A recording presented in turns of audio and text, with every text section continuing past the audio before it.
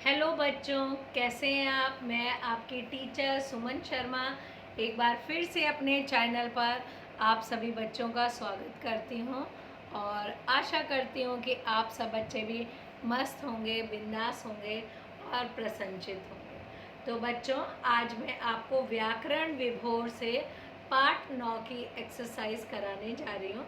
I hope आप सभी बच्चे ध्यान से उसे करेंगे, समझेंगे और याद भी करेंगे, जिससे आपको अच्छे अंक मिल सके। एक्सरसाइज समझाने से पहले मैं आप सबसे रिक्वेस्ट करना चाहूँगी कि जो भी बच्चे पहली बार इस लिंक से जुड़े हैं, प्लीज़ वो मेरे चैनल को लाइक करें और अगर आपको अच्छे से समझ में आता है तो प्लीज़ आप उसे शेयर करें अपने दोस्तों को, अपने रिश्तेदारों को, और मुझे सब्सक्राइब करें, जिससे हमें मोटिवेशन मिले, हम आपके लिए और अच्छे और आसान शब्दों में आपकी हर समस्या का समाधान करें, आपको अच्छे से समझा सकें, यही हम आपसे विनती करते हैं। तो बच्चों, शुरू करती हूँ पाठ 9 संज्ञा, जो मैंने अभी थोड़े समय पहले आपको समझाया है। मैं उसकी एक्सरसाइज आपको कराने जा रही हूँ कक्षा 6 व्याकरण विभोर से। प्रश्न है, जातिवाचक संज्ञा किसे कहते हैं। जातिवाचक संज्ञा किसे कहते हैं, उदाहरण देकर स्पष्ट कीजिए। जिस संज्ञा शब्द से किसी व्यक्ति, वस्तु, स्थान की संपूर्ण जाति का बोध होता है, उसे जातिवाचक संज्ञा कहते हैं, जैसे नदी, जानवर आदि। ख प्रश्न, व्यक्तिवाचक संज्ञा को उदाहरण सहित परिभाषित कीजिए। उत्तर है, जिस शब्द के द्वारा किसी व्यक्ति, वस्तु अथवा स्थान का बोध होता है, उसे व्यक्तिवाचक संज्ञा कहते हैं, जैसे गीता, दिल्ली, कंबल आदि। ग प्रश्न, जातिवाचक और व्यक्तिवाचक संज्ञा में अंतर बताइए। उदाहरण देकर लिखिए। जातिवाचक संज्ञा में संपूर्ण जाति का बोध होता है, परंतु व्यक्तिवाचक संज्ञा में किसी विशेष व्यक्ति, वस्तु या स्थान के नाम का ही बोध होता है, जैसे कि जातिवाचक मानव, स्त्री, नदी, पर्वत इत्यादि। व्यक्तिवाचक राम, सीता, गंगा, हिमालय आदि। प्रश्न 2, नीचे दिए गए संज्ञा शब्दों के सामने उनके भेद लिखिए।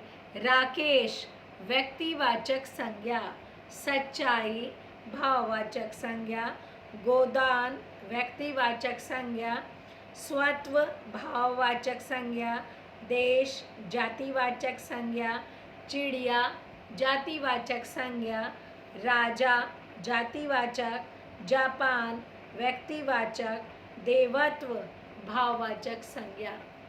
अगला है, सही शब्द छांटकर खाली स्थान भरिए। क, किसी प्राणी, वस्तु, स्थान और डैश के नाम को संज्ञा कहते हैं। उत्तर आएगा बच्चों, भाव। ख प्रश्न, जिन शब्दों से किसी विशेष व्यक्ति, वस्तु या स्थान का बोध होता है, उन्हें डैश संज्ञा कहते हैं, उन्हें व्यक्तिवाचक संज्ञा कहते हैं। ग, जिन संज्ञा शब्दों से एक ही जाति के सभी प्राणियों अथवा वस्तुओं का बोध होता है, उन्हें जातिवाचक संज्ञा कहा जाता है। घ, जिन शब्दों से किसी व्यक्ति, वस्तु या स्थान अथवा वस्तु के गुण, दोष या अवस्था का बोध होता है, उन्हें भाववाचक संज्ञा कहते हैं। अगला है प्रश्न 4,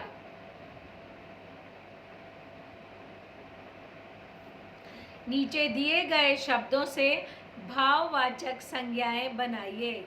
सुंदर सुंदरता, पशु पशुता, गुरु गुरुता और गुरुत्व, लिखना लिखावट या लेख, मीठा मिठास, पढ़ना पढ़ाई, सर्व सर्वस्व, धोना धुलाई, अपना अपनत्व या अपनापन।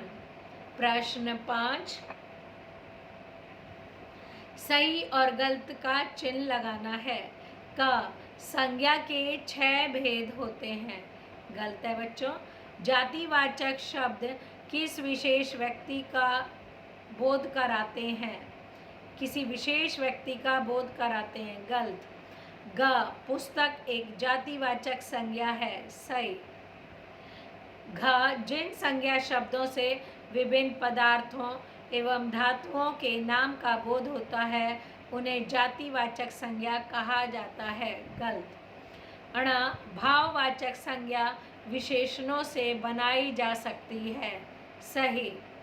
नीचे दिए गए शब्दों में से व्यक्तिवाचक, जातिवाचक और भाववाचक संज्ञाएं अलग अलग कर आपको लिखनी है। पहले मैं बता रही हूँ व्यक्तिवाचक संज्ञाएं सभी प्रमोद, महाभारत, खरगोश, भारत, फ्रांस, यमुना, चेन्नई। जातिवाचक संज्ञा लड़का, महल, जानवर, नौकर। भाववाचक संज्ञा बुढ़ापा, मिठास, पशुता, हंसी, नारित्व। प्रश्न 7, दिए गए गद्यांश को पढ़कर संज्ञा शब्दों को रेखांकित कीजिए।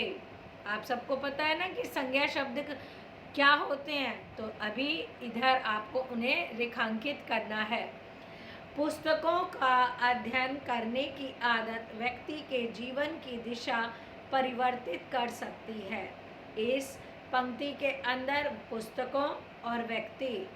अगला, पुस्तकों में ज्ञान का भंडार निहित होता है। पुस्तकों और ज्ञान। व्यक्ति के चरित्र निर्माण में पुस्तकों के अध्ययन का महत्वपूर्ण योगदान होता है। व्यक्ति, पुस्तकों। पुस्तकों से अच्छे विचार मिलते हैं। इसमें पुस्तकों संज्ञा है। तथा विविध विषयों की पर्याप्त जानकारी मिलती है। विषयों। पुस्तकों के अध्ययन से ज्ञान में वृद्धि होती है। पुस्तकों और ज्ञान। इससे व्यक्ति को उचित अनुचित का निर्णय करने में पर्याप्त सहयोग मिलता है। व्यक्ति, अध्ययन के द्वारा ही विद्यार्थी परीक्षा में अच्छे अंक प्राप्त कर सकते हैं तथा अपने भविष्य को बेहतर दिशा दे सकते हैं। विद्यार्थी, परीक्षा और अंक। परंतु हमें जीवन निर्माण में सहायक होने वाली पुस्तकों का ही अध्ययन करना चाहिए। जीवन पुस्तकों। अगला है बहुविकल्पीय प्रश्न। संज्ञा किसे कहते हैं? 4 ऑप्शन दिए गए हैं। इसमें सही ऑप्शन पहला है, किसी प्राणी, वस्तु, स्थान व भाव के नाम को। ख, कौन सा शब्द व्यक्तिवाचक संज्ञा है? दूसरे प्रश्न का उत्तर है पहला, पुस्तक। परिवार संज्ञा का कौन सा भेद है? समूहवाचक संज्ञा। घ, इनमें से भाववाचक संज्ञा कौन सी है? वीरता। अगला, अण, मधुर शब्द से बना भाववाचक संज्ञा शब्द कौन से हैं? पहला मधुरता, दूसरा माधुर्य। तो यहाँ पर है तीसरे में ऑप्शन पहला व दूसरा दोनों। आई होप आपको संज्ञा पाठ की एक्सरसाइज अच्छे से समझ में आ गई होगी और आप इसे ज़रूर प्रैक्टिस करेंगे, याद करेंगे। ओके बच्चों, बाय, टेक केयर।